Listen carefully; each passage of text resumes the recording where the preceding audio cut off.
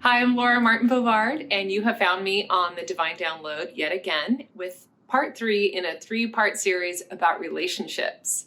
So the last couple of weeks, we've been talking about the value of using tools to navigate through ruptures, to repair, and guess what that leads to? It leads to rapture. And so the last couple of weeks have not been the easiest. I'll tell you that it's been really a little bit of a difficult challenge to navigate through, but I must say that these tools work and they are paying off in spades this time. Scott and I decided that we were going to go a little bit deeper into the Helen and Harville Getting the Love That You Want book that I've been talking about the last couple of weeks, and I am blown away at how well it's working, and I have some theories about why that might be.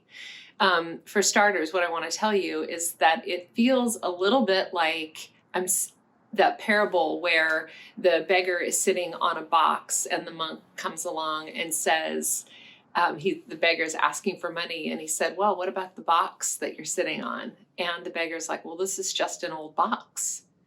And then he gets up and looks inside the box and it's full of gold. And that is a little bit what it feels like to have found getting the love that you want is paying off in that way, because I've had it for a while.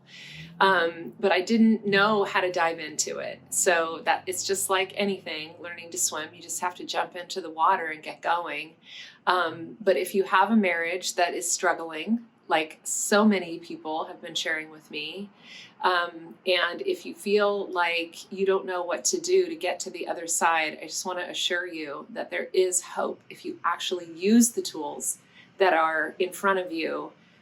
There is, on the other side of it, a very rewarding, very energy-rich, wonderful marriage. And if you've been following me for any time at all, you know how painful these ruptures are for me. And I am so willing to share them because I think that we all need expanders to see what it looks like to be vulnerable, to be willing to go to those dark night of the soul times in our relationship. So what's on the other side of it is pure bliss, I'll tell you. And that's only just for now, because it's likely there will be other ruptures coming down the road, and hopefully I will be using the tools as much as I tell you to use the tools or suggest. So here's what's going on. I think what is happening in the marriage as we dive into using this imago relationship structure is that it is giving Scott a job, and it is giving a structured masculine mind a format to follow that allows him to really feel like he is winning.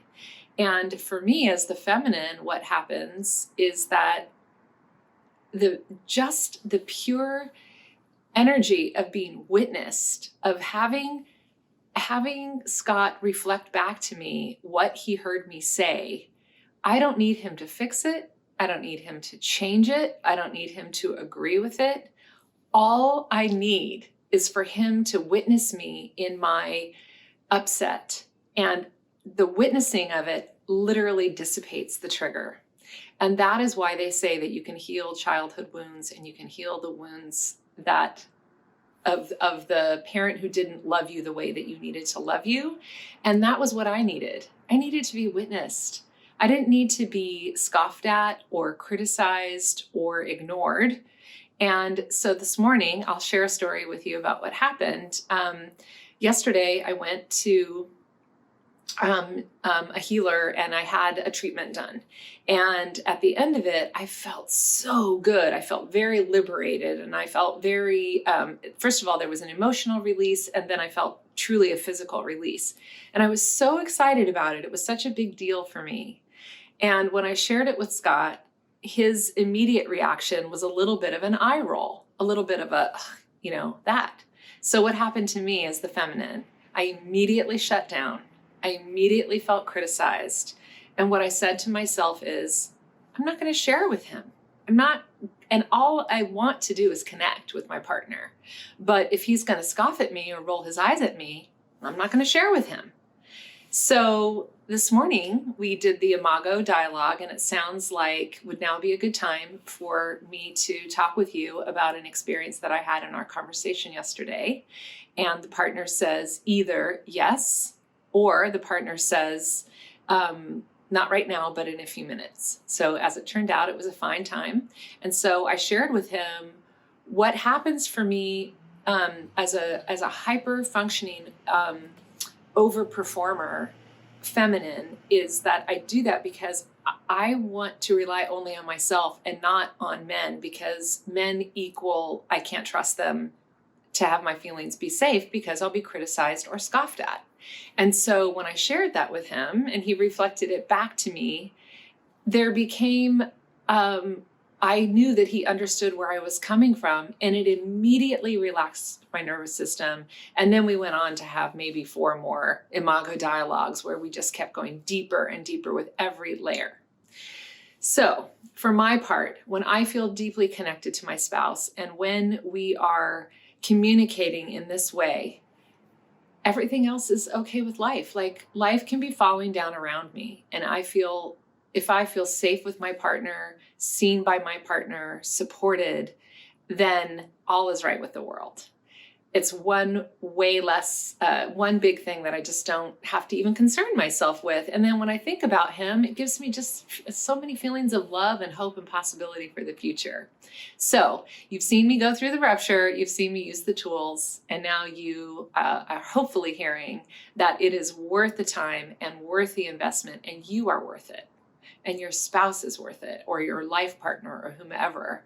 Even you can use these tools with friends and children. So I want to encourage you, and I want to invite you to keep at it, because if you do, on the other side of it is a much more joyful life, and you don't have to waste time stuck in your head listening to things that are not necessarily true. If you use the tools and practice them, it's going to create a better life.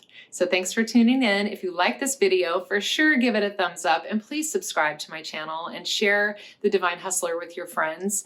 It is my desire and my intention to help each of you use and practice the tools that I'm using and practicing, the ones that I'm vetting and can see what an impact they have. And I also want to be an expander for you, and I want to help you create an alter ego that will help you grow into your future self. So thanks for subscribing, thanks for sharing, and definitely thanks for giving it a big thumbs up. See you next time.